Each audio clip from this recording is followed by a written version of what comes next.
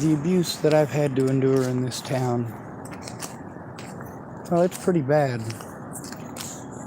But it's not as bad as Boulder was before or after Natalie was killed.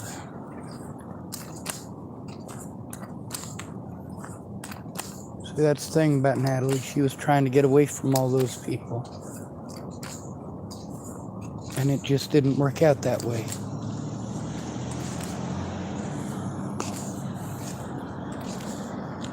The folks at Safeway, we got a safety plan sort of in place.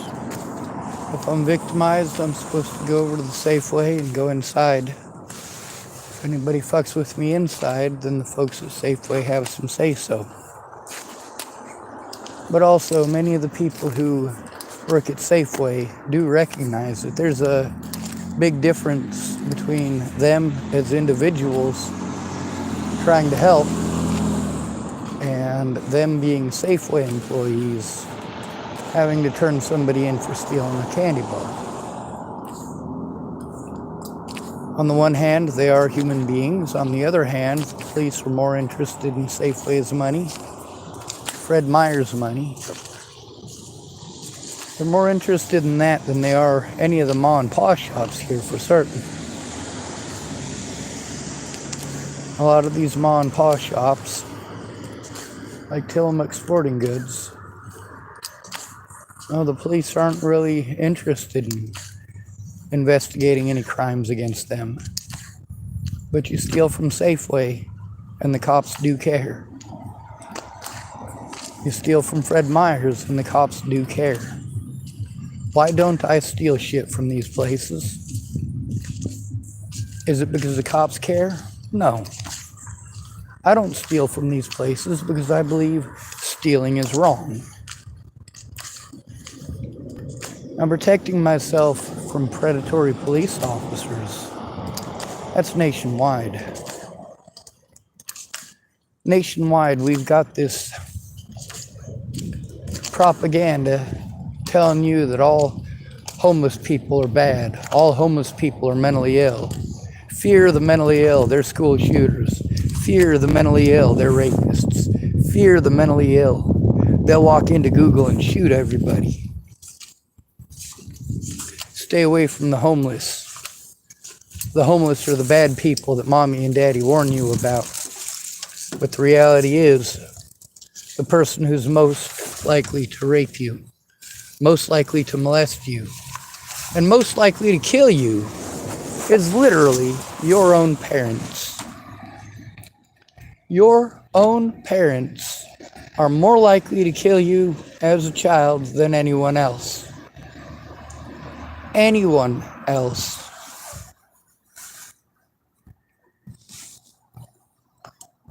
Mothers and fathers, as far as the death of children goes, mothers account for 31% of violent deaths. Fathers account for 31% of violent deaths. That's 62%. That's the overwhelming majority. Who's most likely to kill you violently? Your mom and dad. There's also a lot of forms of killing your children that are not apparently considered violent. And women are between 5 and 15%. Between 5 and 15 times more likely to kill their children in those ways.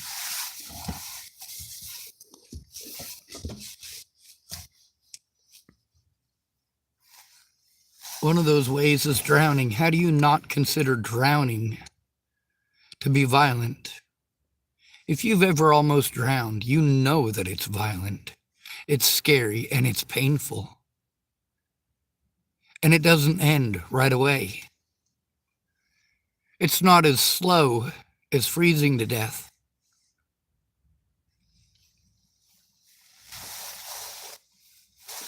But it's slow enough. It's slow enough that people have so much fear while enduring it. Yes, I've had people try to drown me before.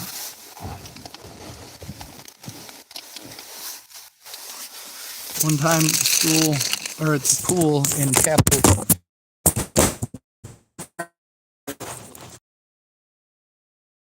one of the other kids decided that he was going to try to hold my head underwater. He thought it was hilarious. I had a migraine for 3 days over that. He said, ha ha ha, I was just messing with you, Schwartzy. I was just messing with you, Schwartzy. No, he wasn't just messing with me.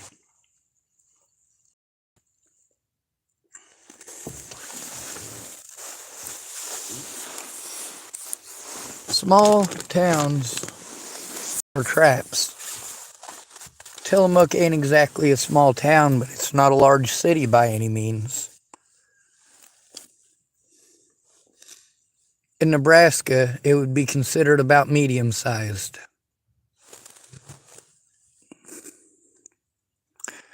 The majority of the towns in Nebraska, probably overwhelmingly 90% or more, are smaller than Tillamook, Oregon.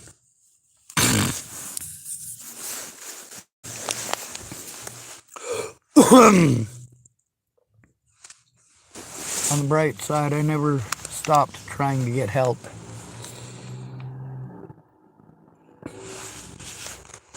The gentleman who was trying to help me today, we were reflecting upon how long it took to get somebody to take a look, himself included.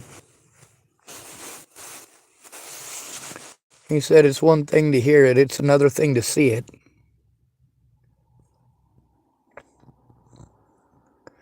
Once you've seen the evidence, you kind of run out of questions. There are arguments that I had with people where I explained to them, hey, I can show you with one piece of evidence. All you got to do is look at that piece of evidence, and you'll realize how fruitless your line of questioning is.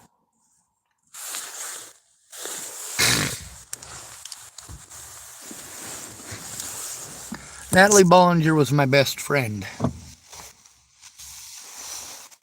By default. I didn't have any other friends. I had bullshitters who wanted to tell me what to do, what to think, and what to feel, but never wanted to take a look at what was going on. They wanted to make suggestion after suggestion, but never take a look at what's going on and never listen to what's going on. They wanted to promise me that they'd help me if I showed up with cigarettes, if I showed up with food, and I'd show up. And all that allowed them to do was, instead of spending their money on cigarettes or food, they were able to spend it on booze or drugs. And then I got to try to explain this situation to somebody who's fucked up on drugs or alcohol. That doesn't help anybody.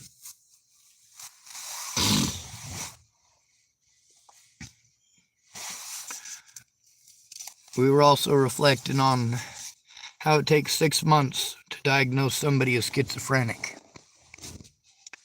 But a police officer can lie to the hospital and some dumbass nurse will write it down like a fucking idiot.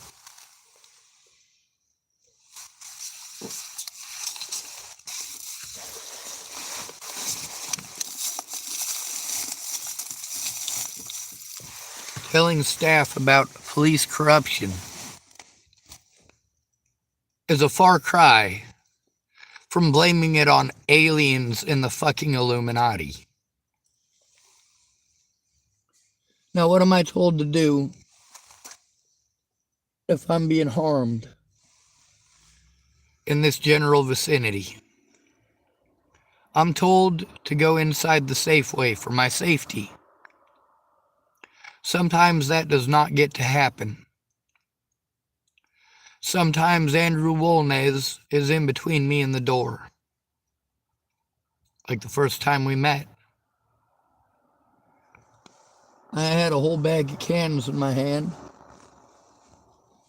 That's what I was in line there to do, turn in cans. I wasn't there to record Wolnez. I wasn't there to get bullied by Wolnez. I wasn't there to bully Wolnez. I wasn't there to argue. I wasn't there for physical altercations. And when I choose to use choice words because it's that fucked up of a situation, maybe you should pay attention. You get to see when I explain things nicely how people tend to blow it off like it's not a major issue.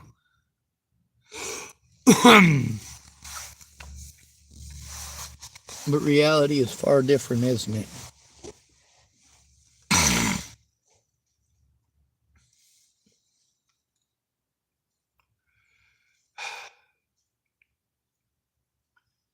There's people here paying over $600 just for the rental on a place for them to park their RV. $600 a month just for the space to park it. That's not counting the propane needed to heat it.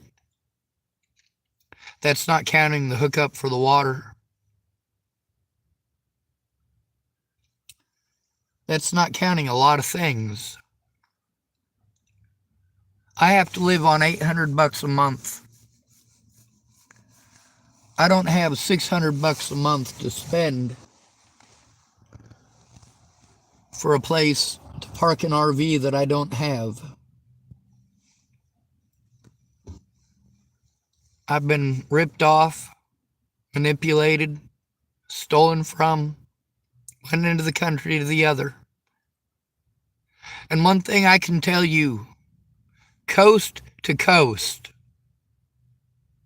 is that police are fucking useless if you're broke. They don't care about you as a human being if you're broke. The same officer that comes to Safeway when you call them in because somebody stole something, that very same cop, when he comes to your house, sorry, most of these people don't have houses. They can't afford to live in a house.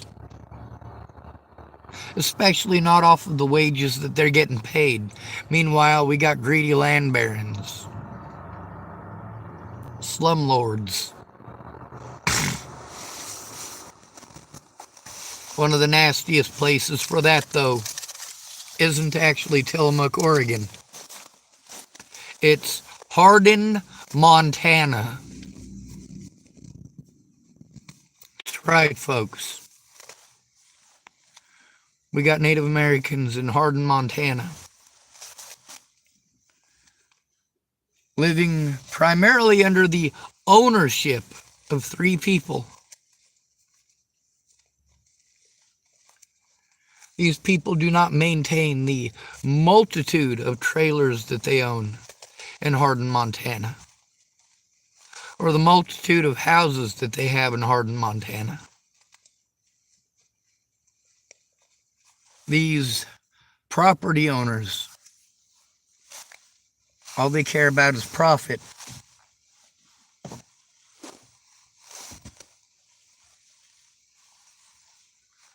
We've got women who are having to live with their children in tiny trailers, RVs. But they're still working. They're still working for a living. They're still going to work every day and picking up as many extra hours and extra shifts as they can. We got a lot of young people doing this. Young people, especially young males, working 80 hours a week or more, because they're not going to get the subsidies that women get. Meanwhile, these women here aren't doing much better than the men. A lot of these women are ending up taking in men that are in their lives, their sons, grandsons, because their sons and grandsons are not eligible, because they're not women, or because they don't have children, or because they don't have custody of their children. So they end up having to live with their mom. And of course, here in America, that's considered taboo. How dare you live with your mom?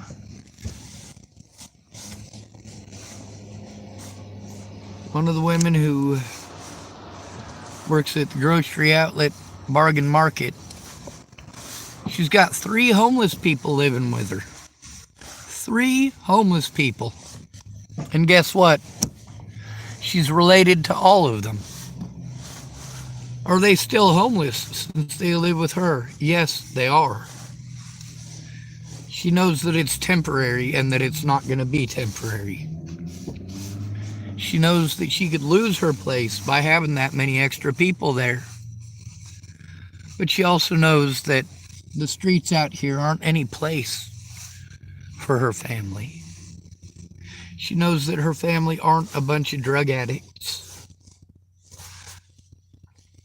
She was telling me that all of the homeless people living with her have jobs. And 2 of them are disabled. And she's disabled. And she goes to work every day to make sure that her family has a place to stay. Meanwhile, she doesn't own her house. She's renting it from someone else. She said it went up $600 last year. That was last year. How much do you think it went up this year? The government doesn't care about you unless you own property. You have no rights unless you own property. And police prey on this everywhere. They don't want to do their job for you. You're broke.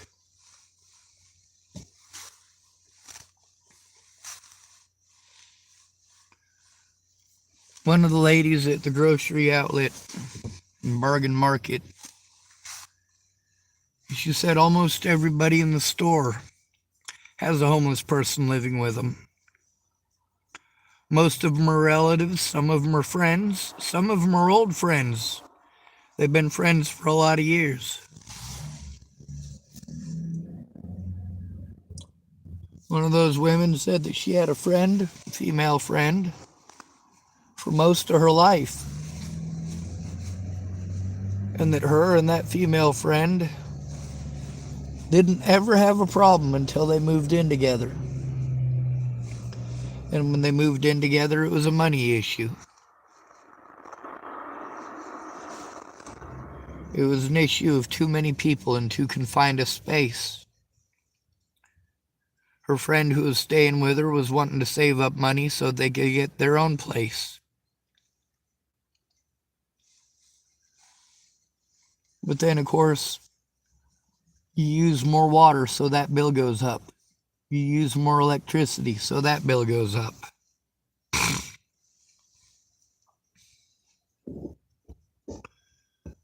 I've also got the issue of other people's health. Looking at the stuff that I got to deal with would terrify anybody. Some of these people do have health issues that are amplified by stress. I can understand that because my health issues are amplified by stress. When someone has PTSD, or they have a seizure disorder, or they have blood pressure issues, those are all amplified by having people who are in stressful situations in your environment.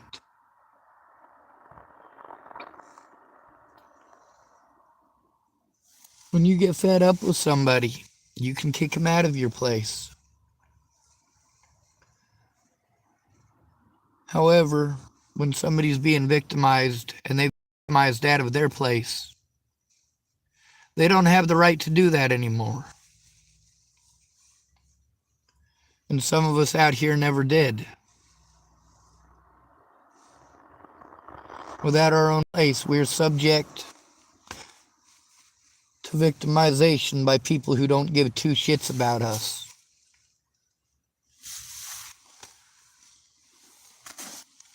On the bright side,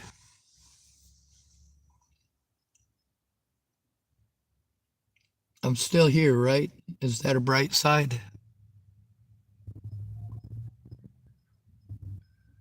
I don't think so.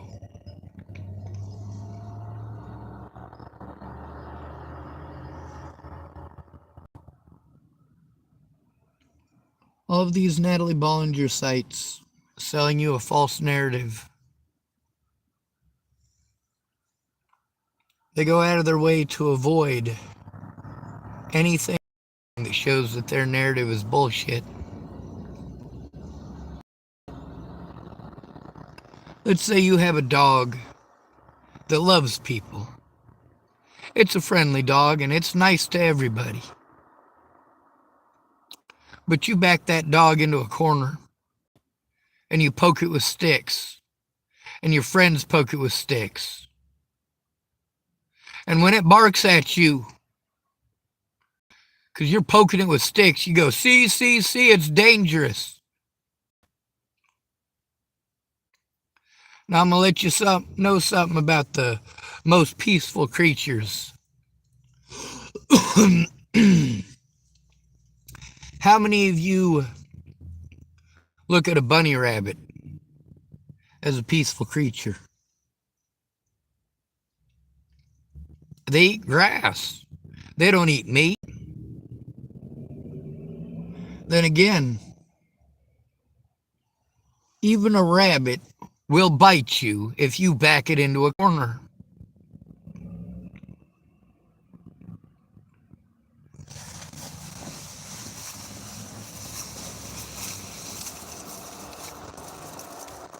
The gentleman who was helping me today, he and I were discussing how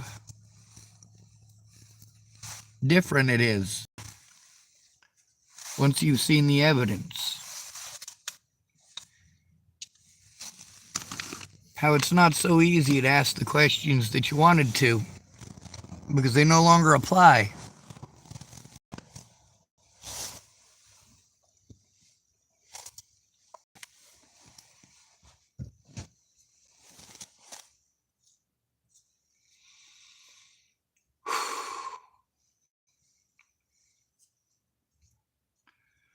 I was never interested in any of this shit happening. I've taken this as a good opportunity to show you who my predators are and what it is that they do so predatory. Many of these people are angry that those recordings are up and on YouTube. However, they had every opportunity to help turn that information in. Help get it turned in to who it needed to. Now, at the very beginning, law enforcement wanted to do the same thing that people here have noticed. They won't really tell you who or how to turn it in. The first few times, they just send you around in circles, and that's all they have to do.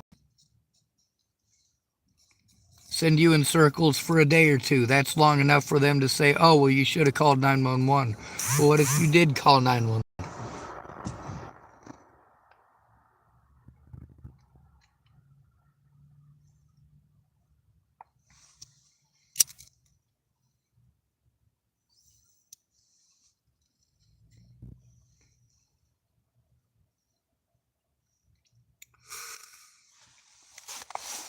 There's multiple people in this town and many other towns that I've been to that as soon as I start saying that I'm stuck with the mentally ill tag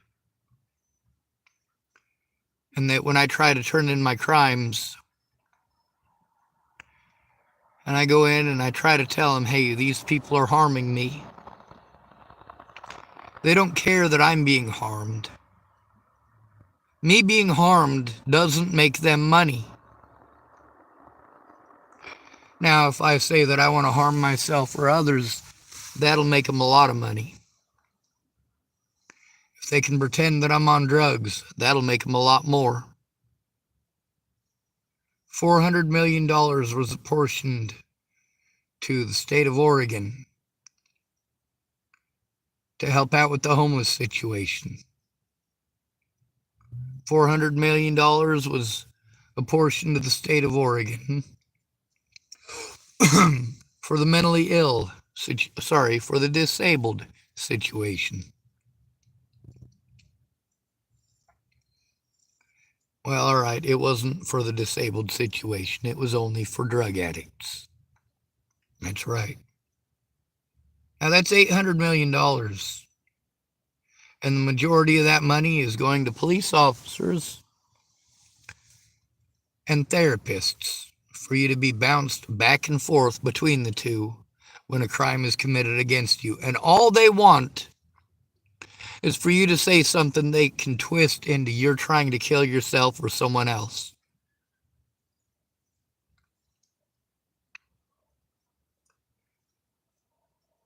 Many people, when I tell them that I call up these places to tell them the crimes that are being committed against me, and they want to change the subject. They only care if I want to hurt myself or others. And many people volunteer on their own. Well, that's a trick question. Yeah, don't I know it? I got assaulted at the hospital here January 29th this year for calling it a trick question.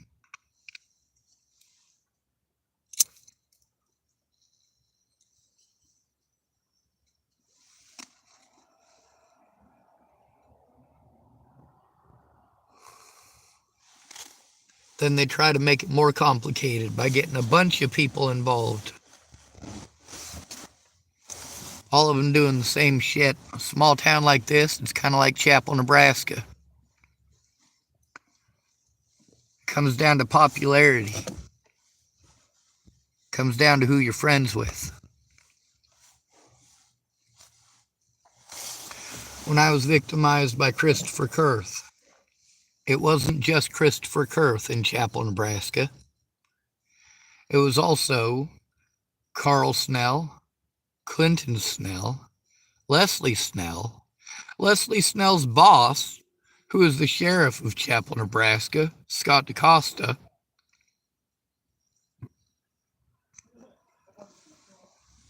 Well, there's Wolnez again. Nope, that's not Wolnez. That's two gentlemen too tall to be Wolnez.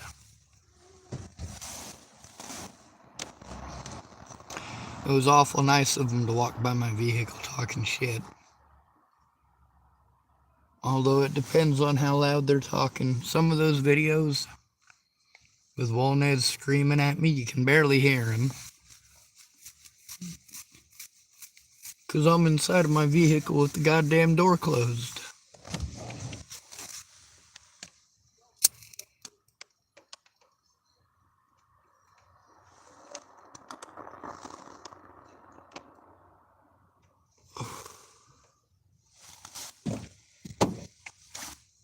Well, there's more than one person that saw Lynn Lothman when he came into the Safeway to talk.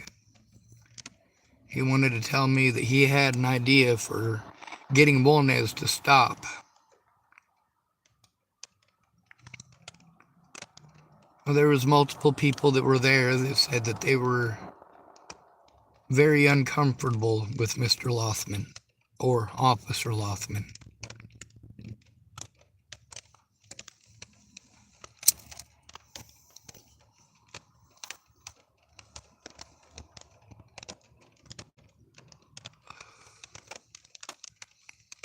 When I was forced by Nebraska state troopers to go back to Scott DaCosta to turn in Sheriff Scott DaCosta to himself, and I was forced to try to turn in Cody Selhorst, Deputy Cody Selhorst to himself, and I was forced to try to turn in Jared Hahn to himself. What did it result in? It resulted in that sheriff and those deputies taking me to the hospital and lying to the hospital. Whatever it is that justifies their sins. If they can try to get some dumbass nurse to write down on a piece of paper that you're bipolar or schizophrenic, then magically everything that officer did wrong, every single crime committed by that officer, both misdemeanors and felonies, are considered to be acts of your imagination. You must have imagined it.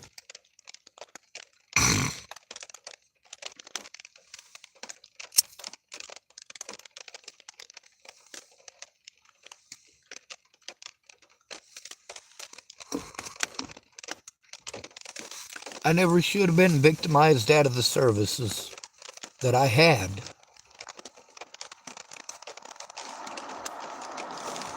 When you realize that the officers that I'm trying to turn in have a history of this shit, and that well over 24 of my predators who are in either law enforcement or in connection with law enforcement over the situation with Natalie Bollinger, when you realize that over 24 of them have been arrested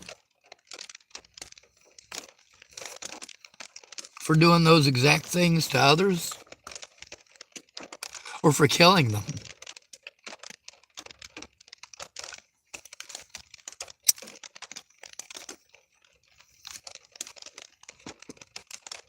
Waylon Lollitai got off scot-free. He got to assault a man in the Denver jail. So Denver let him go after a year-long investigation. Well, there ain't no investigation. He straight up assaulted the motherfucker. So instead of being arrested for abuse of power and for assault, he got to go to Boulder, Colorado. He was an officer there less than 4 months when he assaulted me. And he got such a big head from it that he assaulted no less than 7 other people on video. But you don't care about that. You don't look into that. All you care about is Natalie. And that is unfortunate. Because it's that kind of stupidity, ignorance, and bias that resulted in Natalie getting her fucking brains blown out to begin with. When you want to be angry at me because I curse, well, there's a goddamn reason I curse. It's because when I speak softly and speak nicely, you don't hear a goddamn word I have to say. I don't need to hear about your Jesus. Jesus won't show up to court. Jesus isn't going to get on the stand and testify. When you say give it to Jesus, well, you're going the wrong direction with it. We have laws for a reason. You ignore the laws when you harass me, when you threaten me, when you assault me, when you damage my property. You ignore the laws. And then you want to say shit like, you can't judge me, only God can judge me. Really? We all judge. The difference is you are passing judgment. Every time you threaten me, every time you assault me, every time you threaten to harm my friends and family, every time you damage my property, then again, it's only wrong if I do those things.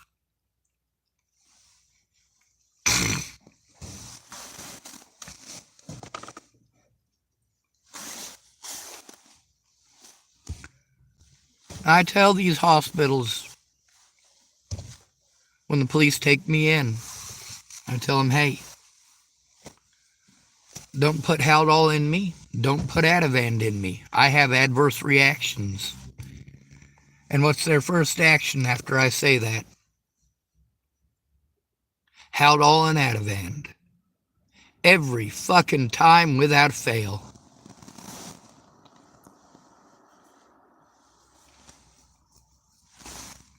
There's a lot of people who wanted to promise me that they'd come forward about what they knew. They just didn't want their names out in public. Well, there's a time limit on that.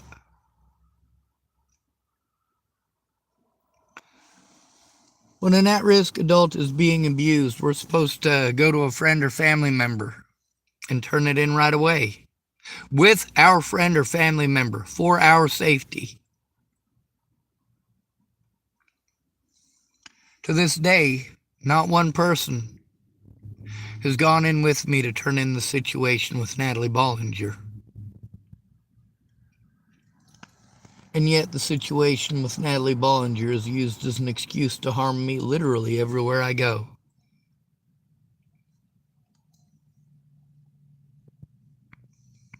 Then we got police officers who want to run around and tell people that I'm wanted for murder in Colorado.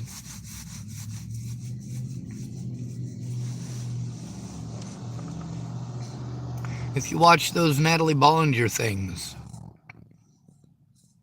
a lot of people have told me, you know what? I watched the whole thing, and I was fuming, and I hated you for about 45 minutes of them telling me what a monster you were. And then in the last 5 minutes, they tell us Lopez killed her. Yeah. How many of these pieces of shit are going to bother to look at? None. They'd rather just believe what they're told. Just like good little propaganda sponges. Meanwhile, I am a sponge for my environment. The more abuse I take, well, the more abusive I have to get to be heard. And that's stupid. All because you want to pretend that I must be some schizophrenic, violent nut job. Meanwhile, I've got video footage in places like Clearview of staff members literally laughing at me after injecting me with drugs. And I was still trying to get the police to show up.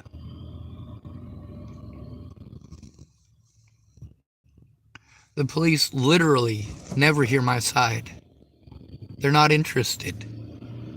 They don't care. I'm not a human being. I'm a hobo. I might as well be a rapist or a murderer in their minds. I might as well be a junkie in their minds.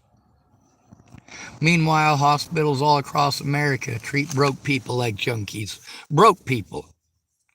You don't even have to be fucking homeless.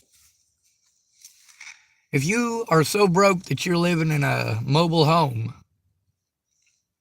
or a trailer, or an RV, your chances of getting treated like a human being at a hospital are next to nothing.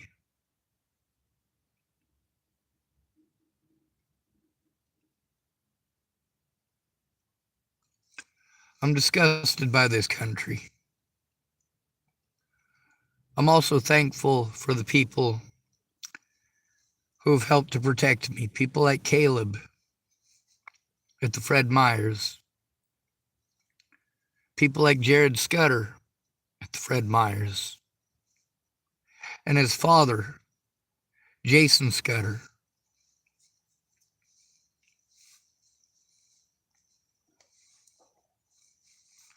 I also have to make decisions based on what these people are telling me, the information that they have to hand. There was a woman today who brought me a blanket. Matter of fact, it's the blanket I'm using right now, which obviously you can't see. I should probably pull it out so you can. So she brought me this blanket today. She also asked me, she said, I heard a rumor, and I should probably ask you. She said, I heard that you had a girlfriend and that more than likely you'd killed her. I said, no, I've never had a girlfriend. Ever. And I explained to her about the situation with Natalie as quickly as I could before she had to start her shift. And she listened as well as she could in the amount of time that she had. And she did a great job. She also shared me some information about her life, about what she's having to live through, about the massive quantity of effort that she had to make for years and years and years to have anything decent, and how quickly it all went up in smoke. How easy it was for her to lose literally everything that she had and have to start over with nothing.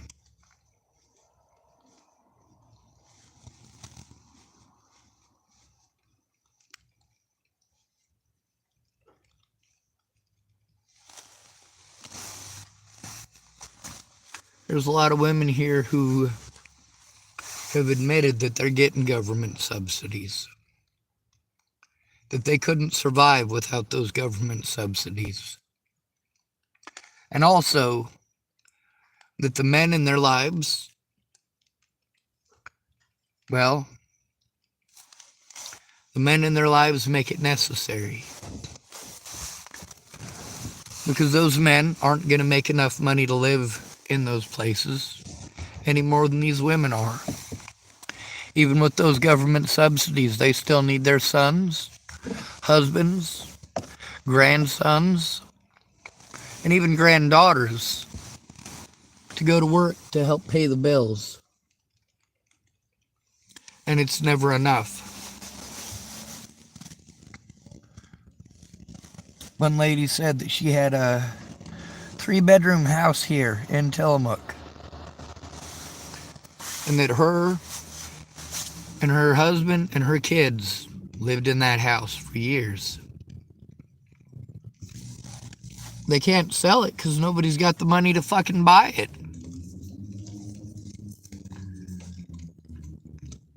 Meanwhile, they don't actually own the house. They're renting it.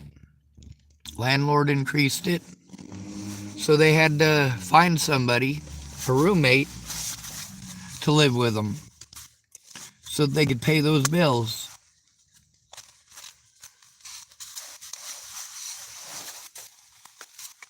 So you got a relative who moves in with you,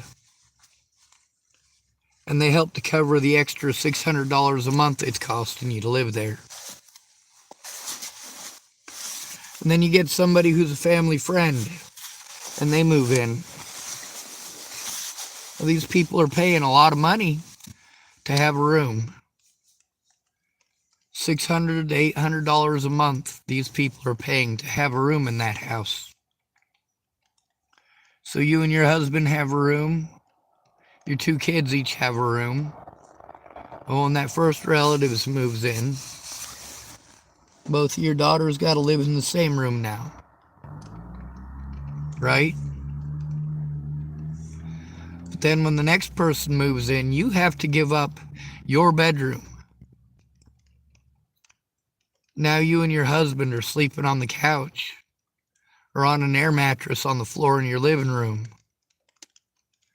so that you can charge somebody else $600 a month to have a room.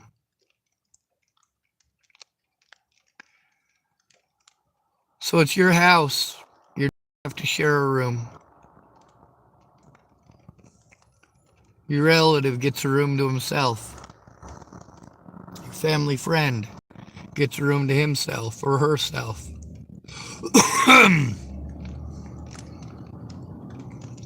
And you have to just be glad that you got enough people living there paying rent that you can at least keep the electricity on and pay the rent.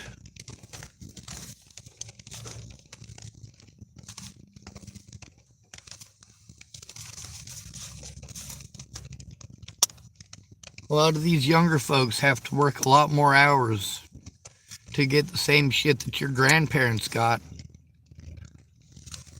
on one person going to work.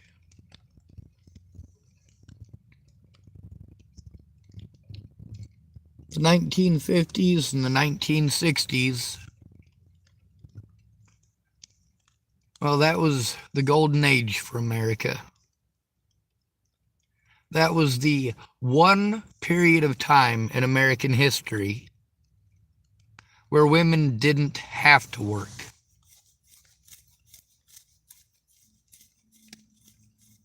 The only time in American history. Now you can go ahead and look at the rich and pretend that because women who are married to grossly rich individuals didn't have to work. They could stay at home and socialize. They didn't even have to raise their own kids. Nannies did that.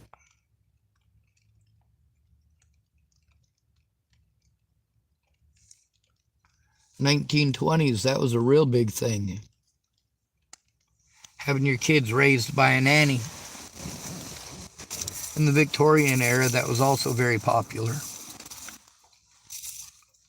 It also doesn't work out so good.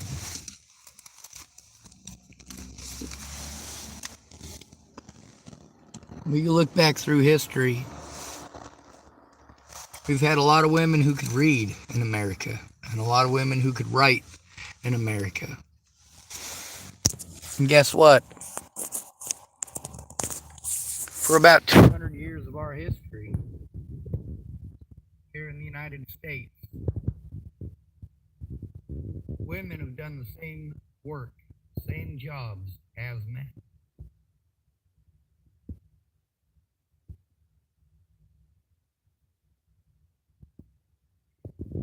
They've had to. We've had a lot of women throughout history, like Mary Lynn Jepson from Chapel, Nebraska. Her and her husband Gary were very young when they married.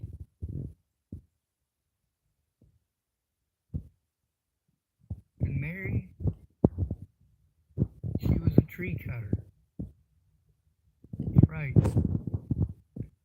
She was a tree cutter in the day when people had to actually physically climb the tree and tie off.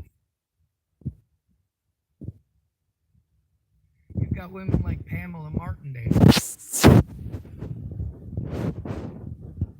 who's done construction a good portion of her life. Because her husband was a construction engineer. He even went to the University of Colorado in Boulder for construction engineering.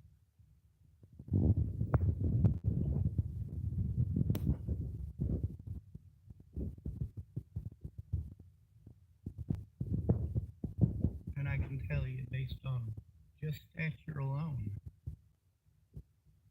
Pamela Martindale is far more capable as a construction worker than her husband.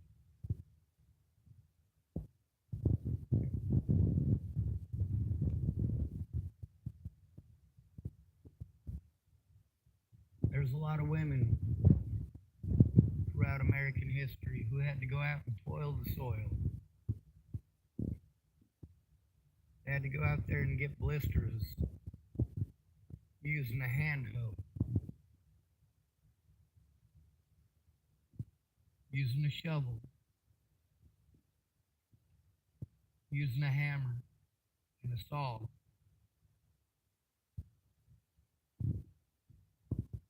Women who had to put on their mucking boots and go out and shovel the horse shit, shovel the cow shit.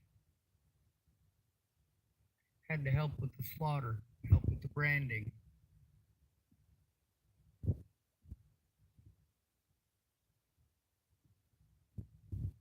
you know, being a farm wife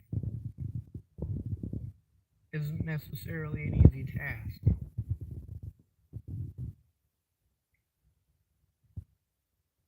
It is work. Nowadays, we've got a lot of machines, but who's got the money for those machines?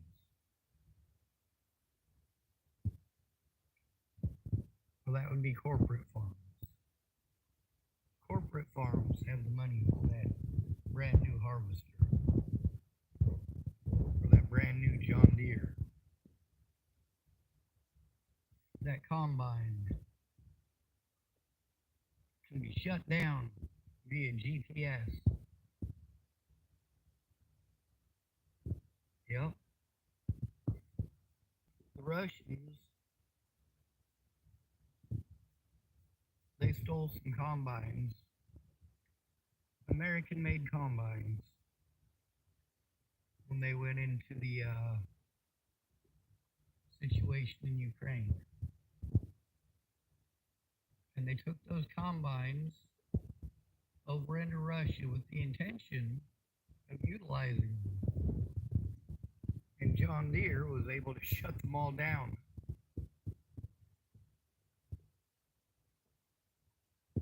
Nowadays, we're going to a situation where it's man's jobs and women's jobs.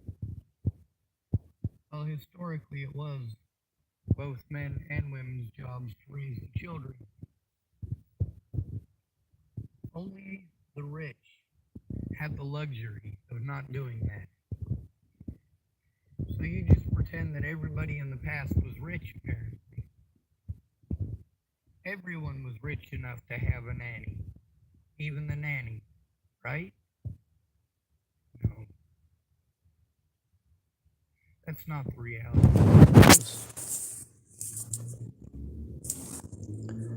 It's 9 o'clock p.m. In one more hour, I should have my $800 disability money. That won't get me shit. Meanwhile, it wasn't my choices that resulted in this. It was dependency on others.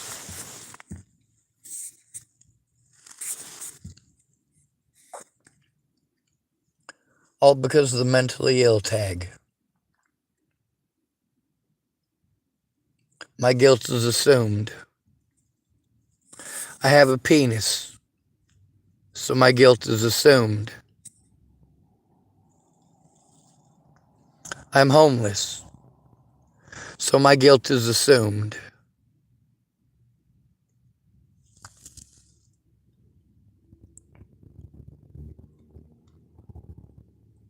At least we're speaking up. At least there are some people who are speaking up.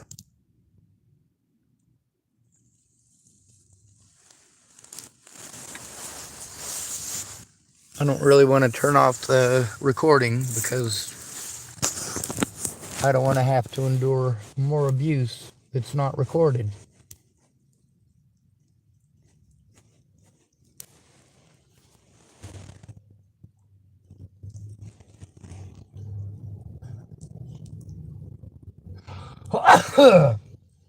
Of course, if I do record it, I still have to get somebody to look at it quickly and help to turn it in quickly.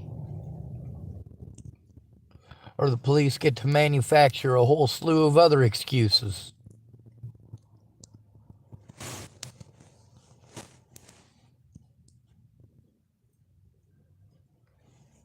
I have court on Monday.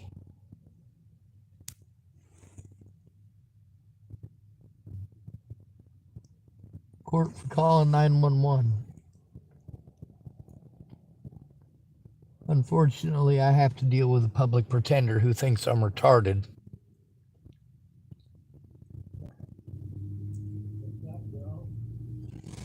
Hey, Raymond.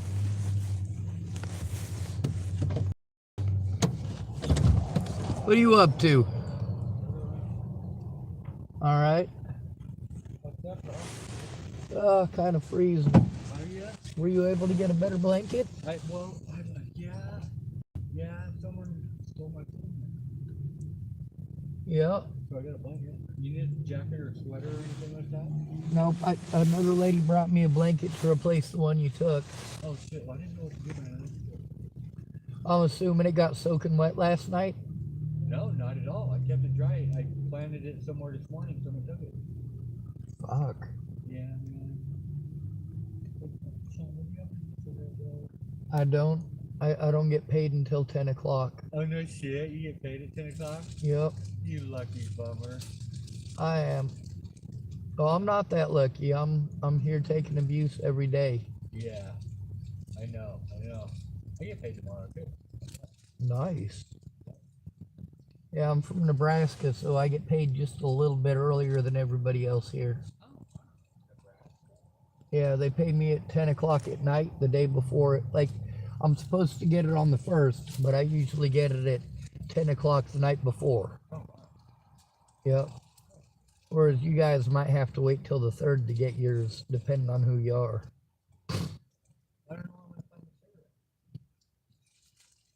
Everything's wet, you probably won't. I know. I have to smoke off the tobacco pipe right now, rolling out old cigarettes. I literally smoked the last of the snipes that I had, so even my pipe's empty. Not even one. No, I literally rolled them all out. Because it's been so wet today, I haven't been able to collect very many. Oh, man. I was able to find 2 half cigarettes, but I already smoked them.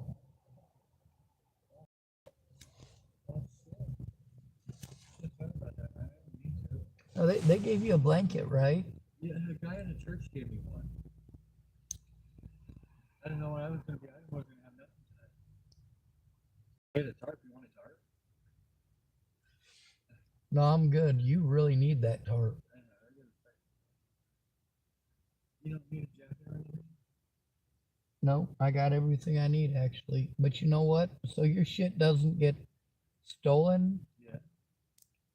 You see the rack on top of my car? Yeah. When you get your blankets rolled up in the morning, Okay. when you get done with that, bring them over here and slide your bag underneath that rack. That way, since it's in the bag, it won't get wet. And since it's on top of my car, you'll know where it's at. Okay, cool. And that way you don't have to get into my car and take my blankets. Yeah, I understand. It was cold. Yeah, it was pouring down rain. Like it. I don't think I was wearing anything. Today it was pouring down rain, but yesterday and the day before it was cold enough you could have frozen to death real easy. All right, bro. I'm just looking down and figuring you won't have enough dollars. Let me see if I don't think so. I think I just spent my last dollar. Oh, come on, there's got to be something in here.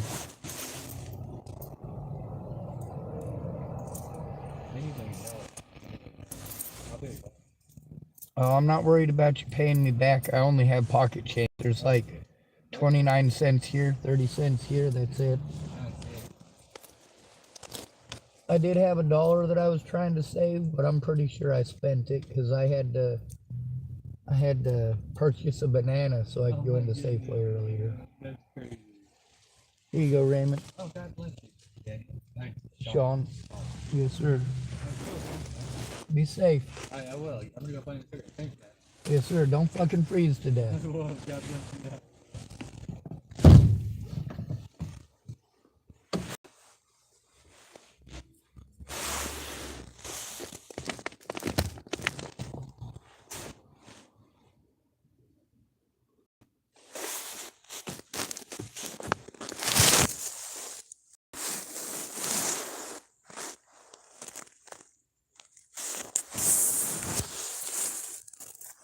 Anyway, I got this super nice blanket. It's huge, like really super big. So I'm going to be able to use it to keep myself warm tonight. Also, those of you who feel like praying to say thank you for the fact that you're alive. I highly recommend that you are thankful for Lieutenant Colonel Stanislav Petrov, because on September 26th, 1983,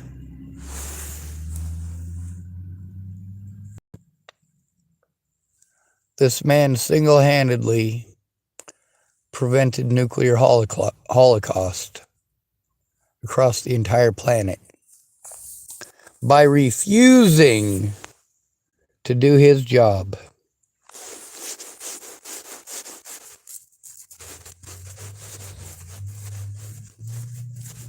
Am I happy with Raymond for taking my blanket the other night? No, but I'm glad that he didn't fucking die. I'm glad that he's still alive. Anyway, it's good to be rid of you. Thank you for coming to visit. Stay out of trouble or don't get caught. Remember, you are your brother's keeper, and your sister's too, and no victim left behind.